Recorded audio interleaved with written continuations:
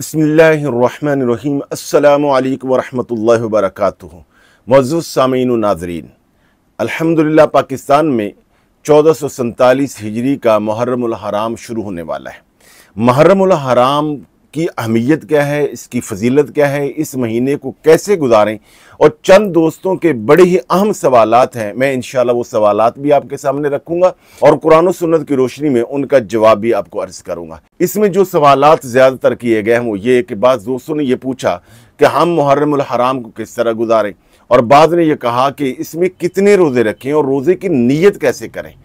तो बाद ने यह भी सवाल पूछा है कि क्या ये जो अवाम में मशहूर है कि अगर कोई शख्स यकम मुहर्रम उल हराम को 130 मरतबा बिस्मिल्लाहिर्रहमानिर्रहीम 786 मरतबा या किसी भी मखसूस तादाद में बिस्मिल्लाहिर्रहमानिर्रहीम एक कागज़ पर लिख कर बार बार वो अपने पास रख ले, तो ये जो मशहूर है कि अगले पूरा साल अल्लाह रब्बुल आलमीन उसकी रिज़्क़ रोज़ी में बहुत ज़्यादा इजाफा कर देता है, क्या ये दुरुस्त है और क्या हमें ये अमल करना चाहिए कि नहीं करना चाहिए। तो हज़रत ग्रामी कदर, सबसे पहले ये जानिए कि मुहर्रम उल हराम जो है ये कमरी साल का यानी इस्लामी साल का पहला महीना है। गोया ये जो हमारा इस्लामी साल है उसका आगाज़ मुहर्रम उल हराम से आता है। और अल्लाह रब्बुल आलमीन ने सूरह तौबा की आयत नंबर 36 में फरमाया, इन्ना इद्दत शहूर इंदल्लाहि इस्ना अशरा शहरन। तो अल्लाह रब्बुल आलमीन के यहाँ महीनों की जो तादाद है वो 12 है। और फिर आगे जाकर फरमाया इनमें जो 4 महीने वो हुर्मत वाले हैं, यानी ज़ुल्क़ादा, ज़ुल्हज्जा और मुहर्रम उल हराम, यानी 3 ये इकट्ठे महीने हैं और 1 रजब का, ये हुर्मत वाले महीने हैं। अवाम में ये जो मशहूर है कि मुहर्रम उल हराम, बाद लोग यहाँ हराम से मुराद वो जो हमारा उर्दू वाला, पंजाबी वाला, पाकिस्तान में जो हम हराम समझते हैं कि किसी चीज़ का मना होना, गुनाह करना, ये जो हराम है ये हुर्मत से है, इसका माना है इज़्ज़त वाला, मर्तबे वाला, शान वाला। तो ये मुहर्रम उल हराम जो है ये पहले से ही हुज़ूर नबी, ये पहले से ही जो है वो बड़ी इज़्ज़त वाला, एहतराम वाला और अल्लाह के यहाँ बड़ा मुतबर्रक और मोहतरम महीना था।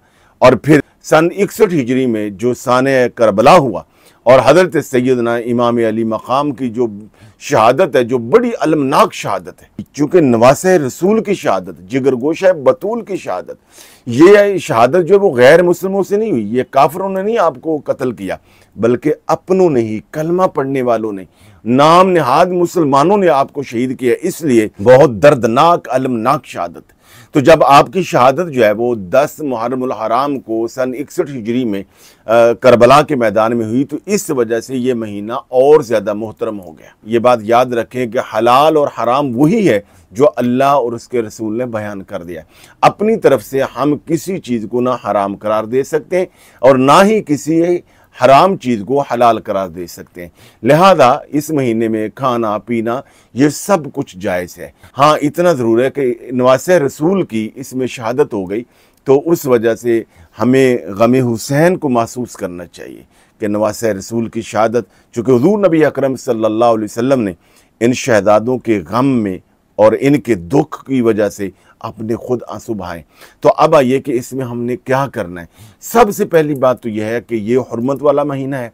ये नियत करें कि इस पूरे महीने में हम कोई गुनाह नहीं करेंगे, झूठ, चुगली, बदयांती, धोखा दही, किसी भी तरह का जबर और जुल्म, हम अल्लाह को नाराज़ करने वाला कोई अमल नहीं करेंगे। और करने वाला जो काम है इसमें हम कसरत से इबादत करेंगे, ना सिर्फ फ़र्ज़ नमाज़ों का बल्कि इसमें हम नफली नमाज़ों का भी एहतमाम करेंगे, यानी तहज्जुद है, इशराक है, अवाबीन है, चाश्त है, इन नमाज़ों का एहतमाम, और नफली रोज़ों का भी इसमें ज़्यादा से ज़्यादा एहतमाम करेंगे। तो नबी अलैहिस्सलातु वस्सलाम ने इस महीने के बारे में फ़रमाया कि अल्लाह रब्बुल आलमीन को रमज़ान के बाद जिस महीने में सबसे ज़्यादा नफली रोज़े रखना पसंद है वो मुहर्रम का महीना है। बुखारी और मुस्लिम में ये भी है कि हुज़ूर नबी अकरम सल्लल्लाहु अलैहि वसल्लम ने इरशाद फरमाया कि जिसने आशूरा मुहर्रम यानी 10 मुहर्रम उल हराम का रोज़ा रखा, अल्लाह रब्बुल आलमीन उसके इस रोज़े को गुज़श्ता 1 साल के गुनाहों का कफ़ारा बना देगा। नबी अलैहिस्सलाम ने आशूरा मुहर्रम के रोज़े की ना सिर्फ फजीलत बयान फरमाई बल्कि ख़ुद भी बड़े एहतमाम से आपने ये रोज़ा रखा, और साथ आपने फरमाया भी कि यहूद मदीना जो है वो एक रोज़ा रखते हैं आशूरा का, तुम 2 रखा करो, यानी या 9 और 10 का रखो या 10 और 11 का रखो। इसकी नीयत कैसे करें? नीयत असल दिल के इरादे का नाम है।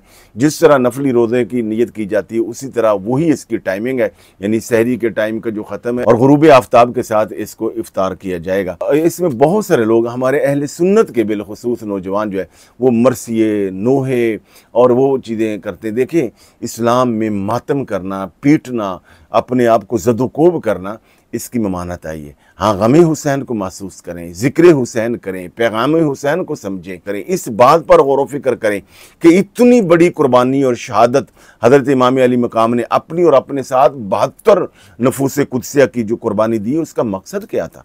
आपका सब्र, आपकी कुर्बानी, आपका जज्बा जिहाद, आपने इकामत दीन के लिए और अल्लाह के दीन की सरबुलंदी के लिए इसी तरह बातिल के साथ टकरा गए, शहादत को कबूल कर लिया। यही इसका दर्स है कि तुम भी इकामत दीन के लिए जो है वो मेहनत करो, तुम भी बातिल के सामने खड़े हो जाओ, हक का साथ दो, हक के लिए खड़े हो जाओ, सब्र से काम लो, कुर्बानी दो अल्लाह के दीन के लिए। तो ये तालीमात हैं। तो अब ये सुनिए वो सवाल कि क्या इसकी यकम मुहर्रम को बिस्मिल्लाहिर्रहमानिर्रहीम अगर 130 मरतबा या 786 मरतबा या किसी भी मखसूस तादाद में लिख कर अपने पास रख लिया जाए तो क्या ये वजीफ़ा करना चाहिए? तो ये बात याद रखें कि ये वजीफ़ा जो है कि कुरान और सुन्नत में नहीं आया, किसी हदीस में नहीं आया, बल्कि मैंने किसी बड़े इमाम, मुहद्दिस और बहुत बड़े सूफ़ी बुज़ुर्ग की भी किसी तसव्वुफ़ की किताब में भी इसको ना पढ़ा है ना उनके हवाले से सुना है। हाँ, अवाम में ये मशहूर है।